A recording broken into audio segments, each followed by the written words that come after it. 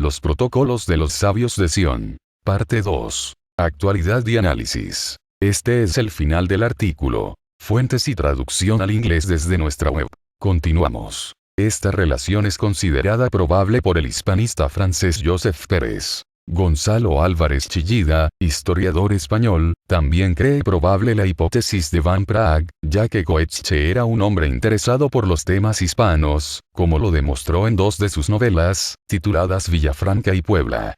Así, lo que Quevedo concibió como una fantasía satírica, inspirándose sin duda en el supuesto complot de los conversos, revelado por la Carta de los Judíos de Constantinopla de Juan Martínez Siliceo, en el siglo XIX algunos antisemitas, siguiendo la estructura y contenido de los monopantos, lo convirtieron en auténticas reuniones judías secretas. Contenido. Los Protocolos es una obra de ficción, escrita intencionalmente para culpar a los judíos de una variedad de males. Los que la distribuyen afirman que documenta una conspiración judía para dominar el mundo. Pero la conspiración y sus presuntos líderes, referidos como los sabios de Sion, nunca existieron. En la Biblioteca Británica se conservan 43 ediciones distintas. El ejemplar ruso de 1905 se encuentra con el número 3296D, y lleva el sello de entrada British Museum, 10 de agosto de 1906. El libro ruso es un ejemplar en octavo, encuadernado en piel negra y consta de 417 páginas. Los protocolos forman en esta obra sobre el anticristo de Sergenilus el apéndice 12 bajo el título El anticristo como posibilidad política inmediata. Los Protocolos de los Sabios de Sion, 1902-1903. El texto está dividido en 24 protocolos que, según el periódico Morning Post del 17 de julio de 1920, comprenden aproximadamente 20.000 palabras y corresponden a las páginas 305 a la 417. Algunos de los temas referidos en el texto son los siguientes. Edición española de los Protocolos de los Sabios de Sion. La creación de este documento se ha señalado como un claro ejemplo de la persistencia de las teorías conspirativas que, en una coyuntura política de crisis social, avivan los prejuicios y las fobias al proporcionar una coartada ideológica para el antisemitismo. Así, entre otras acciones, este falso texto inspiró la masacre de 60.000 judíos, a los que se responsabilizó de la revolución de 1917, a manos de las autoridades bielorrusas. Los protocolos en la propaganda nazi, años 1930-1940. Los protocolos también pasaron a ser parte de la propaganda nazi para justificar la persecución de los judíos. Se convirtió en lectura obligatoria para los estudiantes alemanes.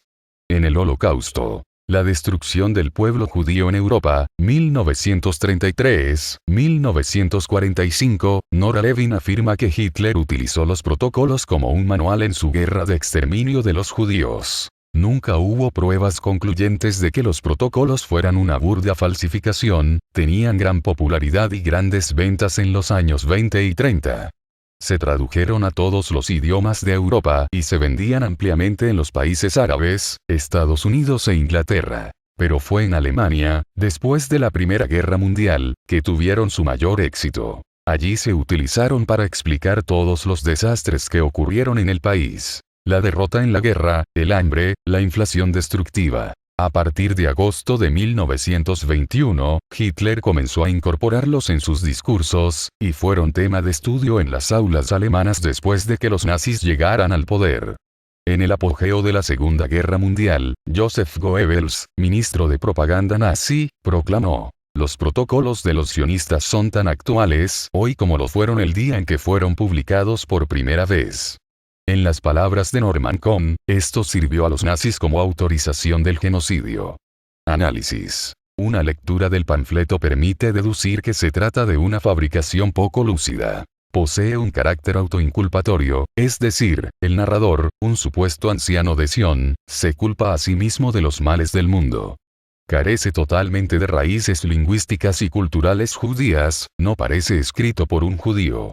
De hecho, salvo la utilización reiterada de la palabra goy, y su plural goyim, no hay otra palabra en hebreo en todo el texto 51. Con todo, el mito traspasó las fronteras de Rusia, y aún hoy en día hay quienes todavía consideran que la organización secreta es real debido a que piensan que algunos de los planes referidos en los protocolos se han cumplido. Pruebas de un plagio. En 1921, tiempo en que los protocolos eran ampliamente difundidos por el multimillonario estadounidense Henry Ford, y cobraban más popularidad, un miembro de la redacción del diario Times de Londres, Philip Graves, quien se encontraba entonces en Estambul, encontró por casualidad a un misterioso ruso que encubrió su identidad con el nombre de Mr. X, el cual le entregó una copia gastada de un libro en francés titulado Diálogo en los infiernos entre Maquiavelo y Montesquieu, o la política de Maquiavelo en el siglo XIX, escrito por Maurice Joly. El 16, 17 y 18 de agosto de 1921, el Times de Londres publicó una serie de artículos en donde se informaba que los protocolos son solo un torpe fraude escrito por un plagiario inconsciente que parafraseó un libro publicado en Bruselas en 1865.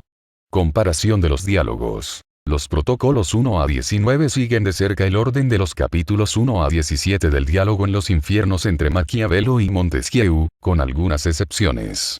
En algunos lugares, el plagio es irrefutable. Otro ejemplo es la referencia al dios hindú Vishnu, que aparece exactamente 2 veces en los diálogos en el infierno y en los protocolos. Maquiavelo. Al igual que el dios Vishnu, mi prensa tendrá un centenar de brazos, y esos brazos se dan la mano con todos los diferentes matices de opinión en todo el país. Diálogos, de Joly, página 141.